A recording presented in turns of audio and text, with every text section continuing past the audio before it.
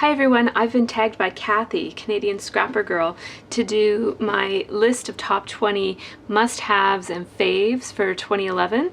And so I'm gonna go through it, and some of them are kind of everyday regular stuff that y'all probably use too, and some of it is stuff that I just discovered myself this year, or started, maybe not discovered, but started using a lot more this year. So I'm going to start off with some of the basics. My ATG, I'm actually new to the ATG. I got it for Christmas of 2011, so I've been using it for a year now. Love it. It is awesome. It's way better than using the little tape dispenser things, because you just go through those so quickly. I just love not running out in the middle of a project. Distress ink and my blender.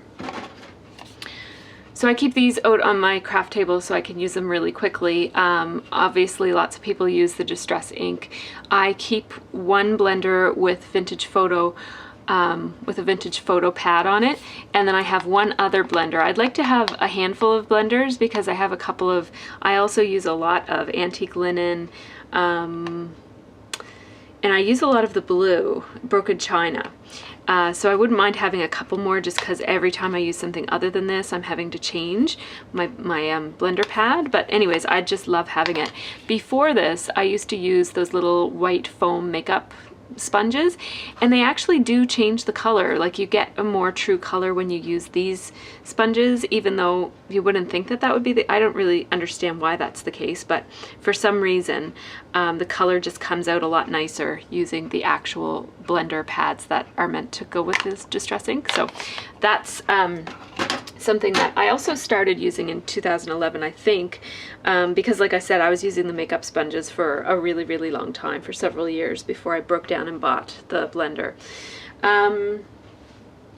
Zig Riders are my next favorite.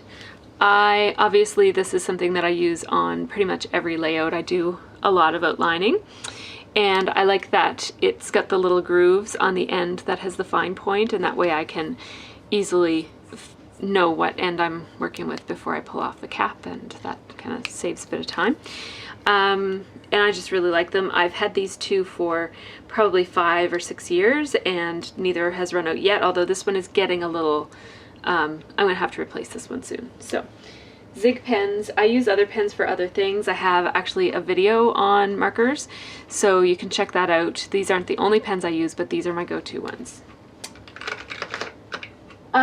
Thickers. Oh my god, I love thickers, of course, as you can tell. This is how I store my thickers, in a basket with a little pretty bow on the front of it. And obviously I have a whole lot. These aren't all thickers, but they're almost all thickers.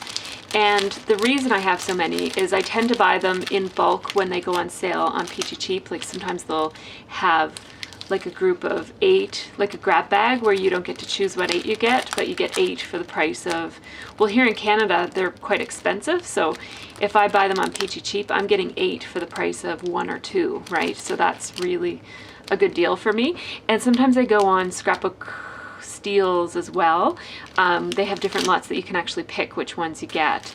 Like from different, like they might have 3 different lots you could choose from, so that way you have a bit more choice. But I kind of like getting random ones, because then, you know, if I had my choice, I would get all black and gray, and so it's nice to have them just send me ones that are, you know, random colors that I might not have thought of buying, because I'm always, when I buy my thickers, because they're so expensive locally, I tend to be really choosy. And also, a lot of thickers came in my Scarlet Lime kits, so I got a lot of them that way. But anyways, I keep other letter stickers in the back here too, like from different companies, but thickers are by far my favorite. And I love using different fonts together and different colors together and that sort of thing. So thickers, great for titles. So number 5 is this. Tasmo Mono Multi. I think it was Christina Werner who uses this a lot, who about a year ago, I thought I just have to buy that because she uses it all the time, and I just wanted to see what all the fuss was. And I really like it. Up until then, I was using glossy accents, and I do still use glossy accents, especially for buttons for some reason. I'm just used to using it for buttons. There's no reason to choose this over that. For buttons, they do almost the same thing, except that this, of course, is also a glossy accent. Like, you could use this to add glossiness to things as well, whereas this is really just a glue, and it's either removable or permanent, depending on if, of course, like if you let it dry before you use it, it becomes temporary adhesive. I just really like it. It does have 2 dispensers. I sometimes use this for altered projects and stuff like that. It has just like a wider, it still comes out of a little tiny hole, but it has like a wider tip on it. I don't know if you can see that. I kind of have to shade it from the light. So that's one tip. And then the other tip is more of a fine. This one is pretty nasty, actually. It's got lots of gunk on both ends, but that's because it's almost gone. So I've got a new one in the wings waiting for this one to be used up. And I guess, you know, if I didn't have that, I'd be reaching for this a lot. So they're sort of interchangeable in my world, although this one does have more applications. So, you know, if you were looking for one, you might want to get this. I do find that the Tombow glue dries a little bit faster than glossy accents, so that's something that makes me reach for this one more than this one. And also, this gets the applicator gets clogged a lot, whereas this never gets clogged, so that's another reason that I reach for this one. But I don't think that this is like a better adhesive than this. It's just I am liking grabbing for this one lately. So my favorite pattern paper these days is October Afternoon, of course. I love October Afternoon. And I just got my first full set of October Afternoon papers right after Christmas, and I love it. It's the Farmhouse collection. Cosmo, Cricut, and Crate Paper tend to be my 3 favorite paper companies right now, but really I love everything. There's not much I don't love when it comes to pattern paper. So so those are my 3 favorites. In 2011, I used a lot of Stampin' Up! Cardstock, like a lot. This is not Stampin' Up!, but especially the Brights collection. I used it on cards, and I mean, once you use, I hear that paper tray, I hear that Paper Tray ink also has really good quality cardstock, but up until 2011, I had been using American Crafts as my cardstock, and it's much flimsier than Stampin' Up! And so I've switched over. I make all my card bases out of Stampin' Up! Paper now, and I love it. And I love that you can coordinate, of course, the colors of the paper with the ink and the ribbon and all that kind of stuff. Like, that's just great. Although I don't always use all those products together, it's nice to have that option. And I love craft paper. I've loved craft paper for a while, but what I discovered in 2011 is this. This was on sale. This is my Mind's Eye craft cardstock, and it's patterned craft cardstock. So it's got different designs, and some of them are, you know, journaling pages and that sort of thing, elements that you could cut out or use as a background. And but the back sides of this are all just plain craft, and it's a really nice heavy duty, heavy quality craft paper. And so this was marked down at Michael's, and it was marked down twice to clearance, and then I also used a 25% off coupon. So I got this 54 sheets of 12 by 12 cardstock in craft, and then I can also use the patterns if I want to, for $5, which is amazing around here. You can't get paper that cheap around here, and for it to be such great quality craft cardstock is awesome. So whenever you see me doing a process video where I have one of these, it's almost always, these are Scarlet Lime kits.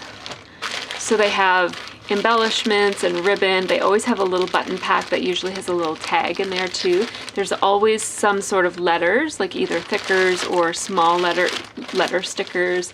There's always some sort of trim. And then there's always, I think there's 12 sheets of paper.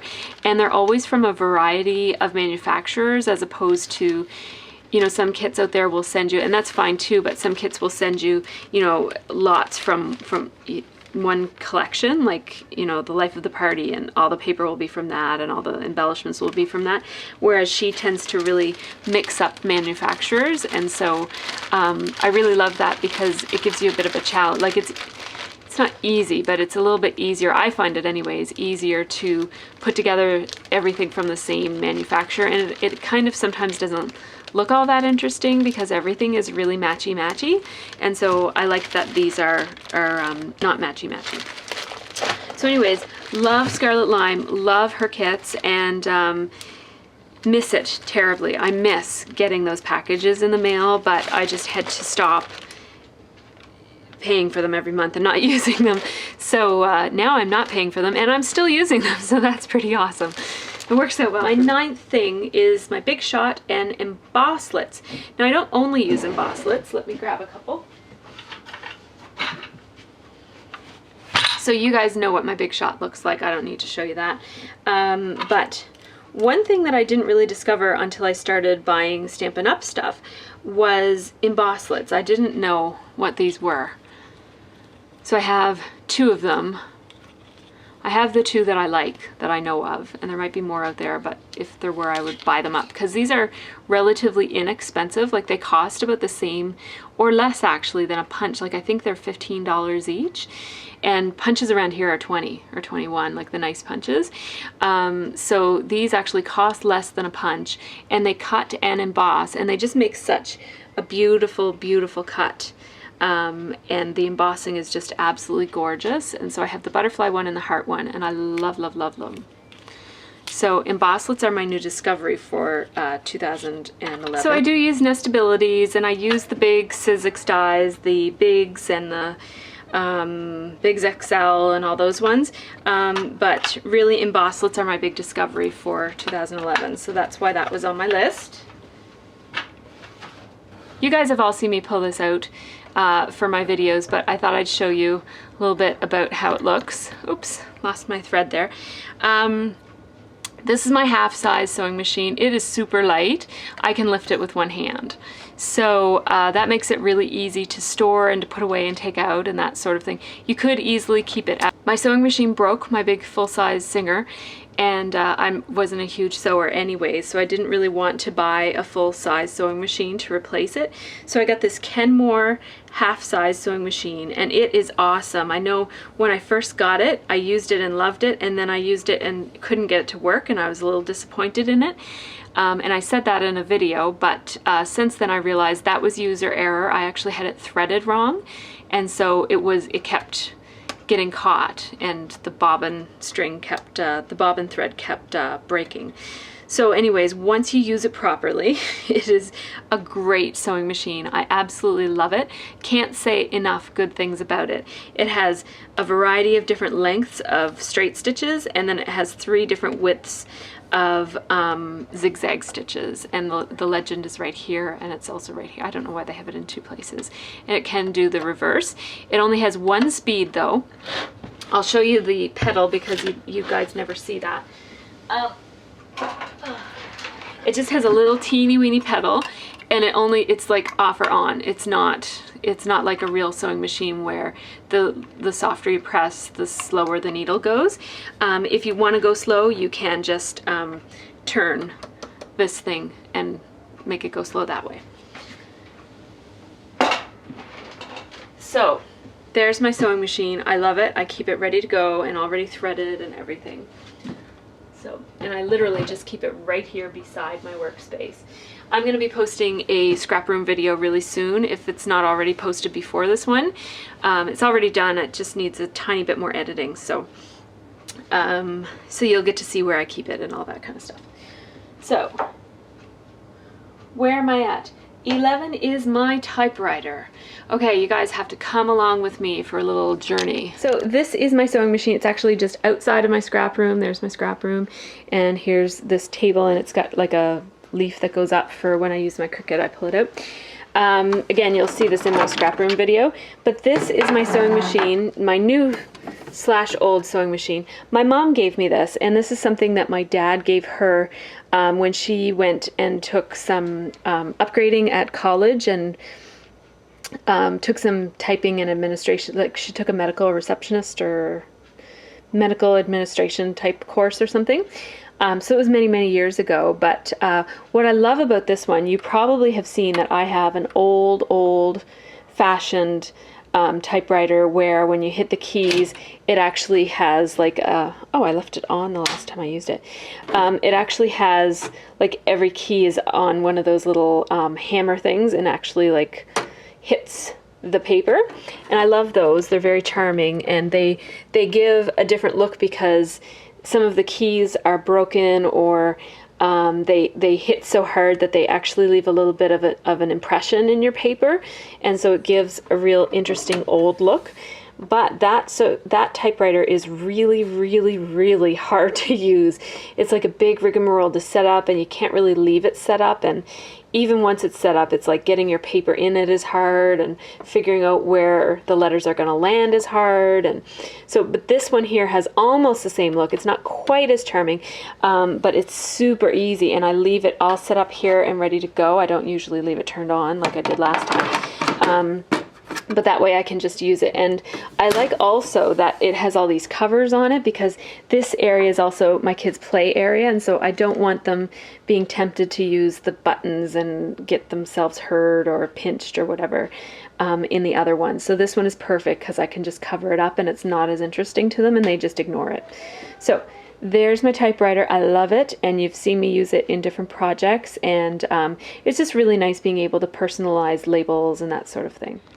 Number 12 is Mini Misters by Ranger. You buy these empty, and you can buy them in sets or singles, and you buy them empty and you can put whatever you want in them. And I know Tim Holtz back a couple of years ago used to put Distress Ink re-inker in this, along with maybe some water, I can't remember what, and some perfect pearls, and shake it up and make your own homemade glimmer mist, whatever colors you want. Okay, so what I've been putting in my mini misters lately is paint and glimmer mist. And so what I do is I put a couple of drips of paint in there, like maybe about that much paint to where my nail is, to right there. And then, or maybe a little bit more than that. And then I fill it up maybe the rest of the way with glimmer mist. What that does is it gives you a really watery, drippy substance that you can drip on things, or you can also mist. So you can use it for a mister. But what I often do is I just unscrew it and I use the little thing that extends into the mist, and I just drip it all over my layout. So I have it in white, I have it in burnt umber, and this is a mixture of burnt umber and shopping bag. And shopping bag is my favorite paint. It's by Making Memories. I'll get it for you.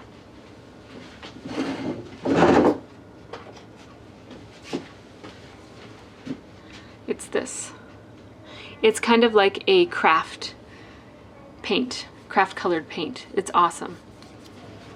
Oh yes, now number 13, stamp and punch sets. Probably my most fun discovery of 2011. So this is a card that I made with the Create a Cupcake stamp set and the Cupcake punch. And these are from Stampin' Up, but there's probably other companies that make similar products with stamps and matching punches. And I know there's a lot out there these days that are stamps and matching die cuts or dies. But for me, I just love not having to drag out my Big Shot and just kind of punching it. So I like the idea of the stamp and punch because it's portable and it's easy. It's really great for kids. Kids love using these. So there's and I just pop dotted the elements, and that's just how they look. They're really cute. So what you do is you use your stamp set. So the stamp set comes with a couple of different cupcake liners, and then a cupcake frosting top, and then a bunch of different things you could put on top of it, and even a couple of sentiments, and then even a little wrap, a little bow that you can put around it. And so that's awesome. And then there's the punch. So those are the shapes that punch out. And I don't have a sample, but then they have the same thing with banners. So they've got these different shapes of banners and these two punch shapes that layer. And so you stamp it and then you line it up and punch it out. And it's really easy, fun way to make banners. My kids love, love, love doing these things. So it's a fun activity for them getting ready for a birthday or something. So here's my circle cutter. It's Curvy Bee. It's called Curvy Cutter by EK Success, and it has a little thing that you can use to protect yourself from the blade. This is just a little blade guard they put on there. And this actually goes in and out. It has different widths. Oh, I'm holding it, that's why. So that's the closest that it goes to the housing, but it can go quite a bit far out. And then this becomes, so this is the blade, and it just sits, these are the guides, and it just sits in the track of your circle, and you just roll it around, and you don't have to press all that hard, and it cuts really well, and it cuts a bunch of different sizes. There are some, you know, basically you can't cut a circle that is exactly this size of this overlap here between the two. But other than that, you can cut tons of different, like you can cut outside of this and inside of this, and at all these different depths, right? So you've got different depths, and you can also move this in and out. So there's a lot of different options, and the same with this one. And like that, and at different widths for this as well. So you can cut a lot of different sizes and shapes of circles, and what I really love is that you keep your spare blade right in there. I haven't had to, I'm still using the blade it came with, but it does come with 2 blades, and so the second spare one is in there. So this is really easy to use. You've probably seen me, if you've seen any of my process videos, using it. And I use it with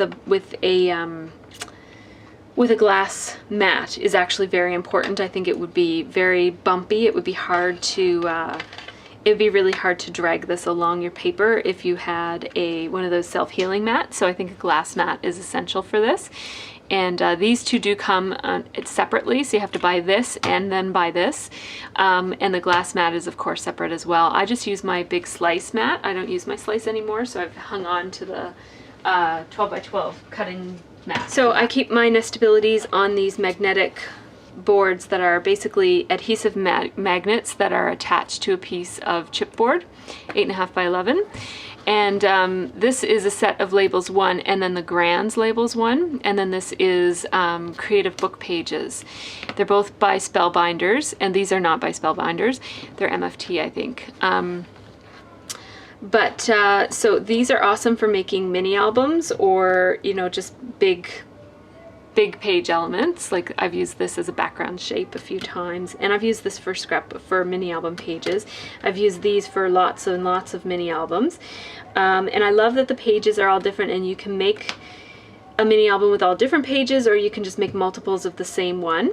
And my grand caliber, I'm not gonna pull out and show you, but I do have the grand caliber so that I can use these. Number 16 is Tasmo paper. I was feeling so badly that Tasmos are so bad for the environments, between throwing away the pods and all the packaging that they come with. I was trying to figure out a way to at least reuse some of it. And this stuff cuts beautifully through a die cut machine. Doesn't cut very well with punches, but it cuts beautifully with dies. So these are 2 shapes that I cut with dies. It also, as you can see, embosses beautifully. So this is just with an embossing folder. So this was die cut and then embossed, and it is gorgeous. And I love this. I've used it as background papers for scrapbook pages, for mini albums. It's very, very durable, right? So it would actually make a nice inside page for a mini album if you wanted, you know, just something different as a page. Very, very durable and very cool looking. Like it's different than anything else that you can buy out on the market. So I like that about it. So Tasmo paper is one of my favorites. And I also love just printing up digital elements that I can use with my own handwriting. So I'm more of a hybrid scrapper, and I'm just starting the digital part of scrapbooking. And I can't see myself ever being a totally digital scrapbooker, but I love printing things out and then like filling these things out. So I keep a couple of things that I have the digital elements for. I just print them up so I know what I have. And then as I'm scrapbooking, if I want that July label, I'll just run upstairs and print it. So it's not the most convenient thing in the world. And sometimes what I do is when I bought this collection, I chose all my favorites and printed them up. I don't have a great printer for that. My printer is decent for photos, but it's not, I didn't really want to use photo paper. It's a long story. I'm a little cheap about paper, so I was just doing it on cardstock. It doesn't look that great on cardstock, but anyways, I think I have to break down and put it on photo paper if I'm going to do that. Anyways, so digital elements and Photoshop elements is my 17th favorite scrapbooking thing for 2011. So number 18 is my iPad, which really should be number 1, but I use my iPad. You know what? I got this when it came out in Canada on the release day, and I've had it for almost 2 years now. And this is something I have definitely gotten my money out of. I wasn't sure at first if it was worth it because it costs a lot, but love, love, love, love, love. It's not just for scrapbooking, obviously. I use this for my whole life. I wake up, I use it all through the day, and I have it by my bed when I go to sleep. Like, it is such a part, and I really use it a lot for work.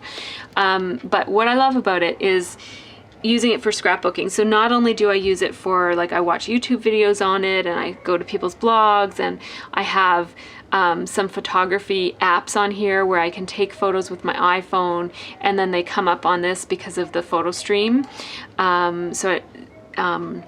And then I can manipulate them on this and then send it to print wirelessly in my house. And so it's really, really seamless for doing that kind of stuff.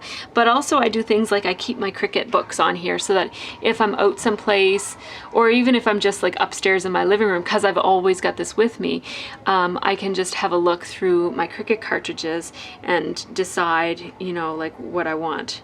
So you can kind of look at all the pages. And I could do this on my Gypsy, but you know, the Gypsy is all, the quality of the images on the screen aren't all that good. And sometimes I don't like an image on the Gypsy, but when I look at it in the book, I actually do like it. So this is a lot better. My kids are making a huge amount of noise upstairs. They were playing restaurant, but I don't know what they're doing now. I'm gonna have to go and check on them. But anyways, it is nice having these cartridges books here, especially for those books that we got free with our Gypsy. When the Gypsy updated not too long ago, everybody got like 9 free cartridges or something, but you didn't get the books, or like you didn't get them. They were just digital, like they were just on your Gypsy. And so I have a bunch of cartridges now that I don't have books for, so it's really nice to have the books on here. I also keep, you know, other different things like printables and stuff like that on here. And I keep a Stampin' Up! Catalog and that kind of stuff, so it's good for that. It's my iPad. 19 is my Jetmax system, and I do have a scrap room video that's going to be coming out soon, so I won't bore you guys with talking about how much I love my Jetmax because it's all in there. And then number 20 is my Cricut and Gypsy, and it's at the end of the list for a reason, because like many people, I don't use it as much as I should. I try to use it. I go through phases where I use it and then I stop using it. But I try to every once in a while just kind of print up a bunch of stuff that I like and have it on hand, and that I do use it when I do that. It's when I'm not very likely to be scrapbooking and say, oh, I need this shape, and then go and cut it right then and there. I tend to just shop my scrapbooking stash when I'm actually scrapbooking. So if I use my Cricut to make a big stash and then keep it in with my stuff, then I'm much more likely to use it. So I guess I should have my kitties as part of my favorite scrapbooking supplies because they're always with me. This is Naomi, the one that you don't see as often. She's actually the more social of the two. You guys often see Maya, my white kitty. she's very antisocial, but she does, and she's afraid of our dog, and our dog lives on the main floor of our house and doesn't come in the basement and doesn't go upstairs. So if I'm ever down here, usually Maya comes down to be with me, because it's kind of her only chance to be with people who aren't sleeping is she comes down here with me when I scrap. So that's kind of nice. And Naomi is always around everybody, so she doesn't usually have to hang out with me when I'm scrapbooking, because she's usually socializing with someone else. So, but she's very cute and lovable, as you can tell. So then I wanted to talk a little bit about some of the things I'm hoping to do in 2012, because if I make a list like this next year, I have to say Amy Tangerine better be on it, because I had a spending freeze in 2011. I basically didn't buy anything except for adhesive from June until December of 2011, and it was really stinking hard, you guys, because I love Amy Tangerine, and I love her stuff, and I was seeing everybody else scrapbooking with that new collection she had, and now she has a second one, and I still don't have the first one. I don't even have a single element from it. So my goal in 2012 is to get something Amy Tangerine, particularly the thickers, but something. I'll be happy with one sticker if I could just have something from that collection. So that's going to be on my shopping list when I come back from Disney for sure, and I'm hoping to have fun with that collection. Either her new one or even last year's collection would be fine for me. Washi tape I really didn't get into. I have a couple rolls of washi, but I didn't really get into it and use it as much as I'd like to have done. Depending on how my digital scrapbooking goes, not digital scrapbooking, but hybrid scrapbooking, and getting more comfortable using Photoshop elements and doing printables and stuff like that, I can see me wanting a silhouette. I'm not at the point where I want one yet, but I'm in the pre-contemplative stage for sure. I am close to wanting a silhouette. So I wouldn't be surprised if come around Mother's Day, I might be scoping out silhouettes as a potential Mother's Day gift. It would be a big one, but yes, I have to admit I have been watching a lot of YouTube videos about how to use the silhouette, so that means I'm moving towards wanting one. And Project Life, I'm hoping, is a big part of my 2012. I have the Cobalt collection here. I did a video on it, and I don't know if I'm even going to post it now, because it's kind of several videos ago and I'm not as excited about it. The video, that is. I'm still excited about Project Life, and I'm doing it. And I'm doing it every couple of days. So anyways, I have the Cobalt collection here, and it's great, and I'm hoping that that's also part of my 2012. So thanks you guys so much for watching. I know this has been long, and but thanks for watching. Thanks so much, Kathy, for tagging me. And I don't know exactly, I've watched so many of these videos, I can't even think of anybody who hasn't done one yet. So I'm gonna have a think before I decide who I tag. And I'm also gonna leave an open tag, like somebody else did this, where they just said, anybody who hasn't done this yet, this is your tag. You're it, go do it, okay? So I love watching everybody's videos. I haven't had a chance to be as active on YouTube lately because I've just been so busy with work and getting ready for our Disney trip. But I have watched a lot of videos. Sometimes I just open them all up and watch them, and I don't get a chance to comment depending on what device I'm, look, my cat is giving me hugs here. Depending on what device I'm using, sometimes it's harder to leave comments. Like I'll leave them and then they disappear and they don't end up showing up, especially on my iPhone. So, anyways, thanks so much for watching. Thanks for tagging me, Kathy. And whoever hasn't done this yet, go ahead and do it. And I'd love to see your 2011 must-haves and faves. So thanks, everybody. Bye-bye.